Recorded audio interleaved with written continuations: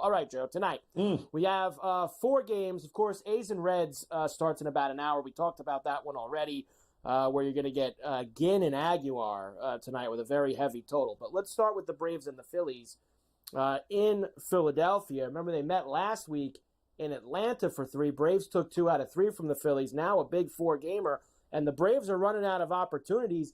They have gotten it to 5, Joe, coming into this weekend, which is the closest they've been in a very long time to Philadelphia. So they have a very big opportunity here to start things off. Charlie the Fisherman Morton will go against Christopher Sanchez tonight, minus $165 for the Phillies, plus 140 for the Braves, and an 8.5 here in this one.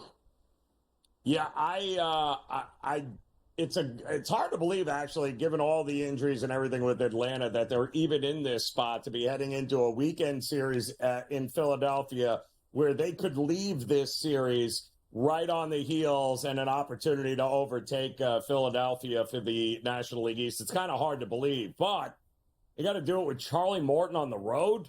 Not exactly inspiring a lot of confidence there. And I love the fact that Philadelphia is coming off a total you-know-what whooping yesterday by the Astros, 10-0. Didn't get any hits. Not great. There are a lot of guys in this Philadelphia lineup that have great numbers against Charlie Morton and Christopher Sanchez for the Phillies. Carver, you and I both know you want to talk about serious home road splits. He is a guy you want to back at Citizens Bank. You want to avoid on the road, but at home, 7-3 this season here.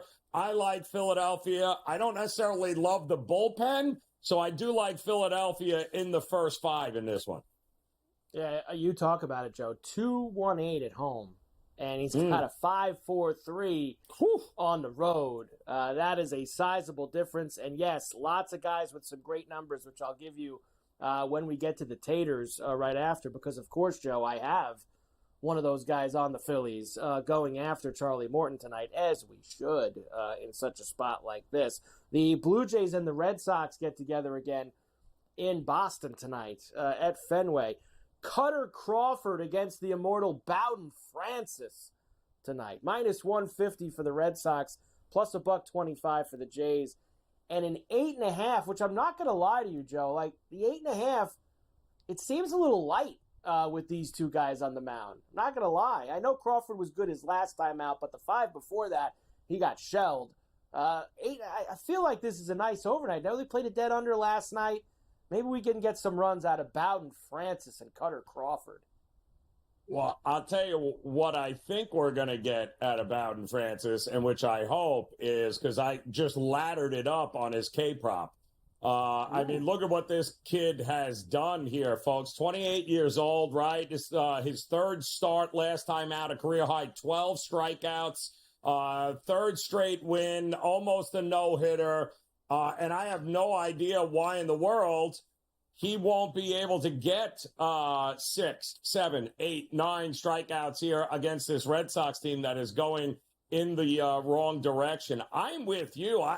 The number feels a little light at 8.5. But if this kid is going to be missing a lot of bats and barrels, Boston might not do their part here. I still like Toronto in this one. I think they're the better team. They've been the better team since the All-Star break.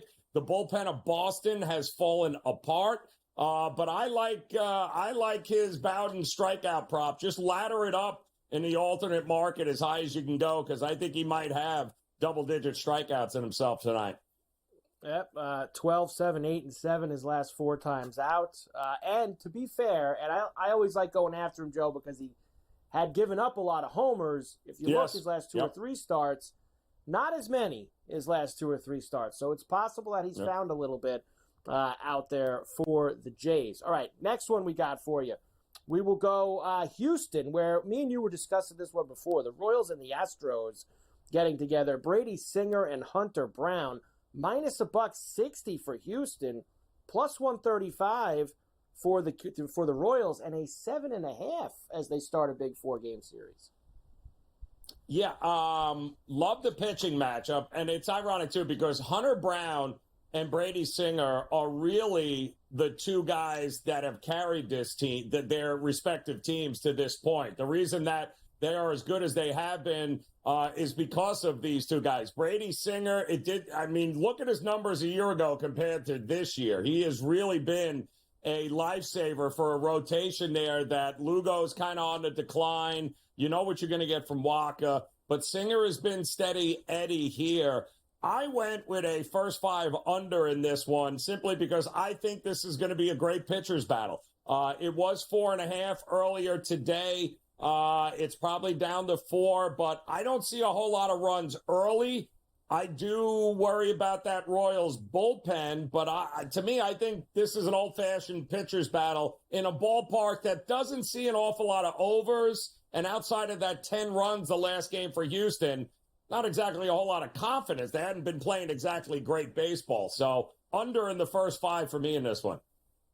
There you go. A little under action for Joe tonight there. And finally, the late night game, only one tonight on the left coast, is the Orioles and the Dodgers out in L.A. Cade Povich and Bobby Miller going tonight. Neither have been sharp. I guess, this is 8.5. This is too light also, Joe, to be quite honest with you. 8.5 for these two, minus $1.55 for the Dodgers, plus 130 for the O's. I think if there's a game the O's are going to get out there, Joe, it's tonight in L.A.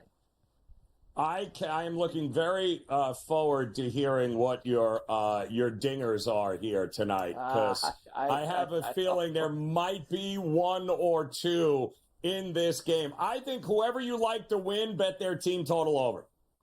I think that's how you correlate this game here. One of these two teams is going to score 8 runs. So you figure out which one it is.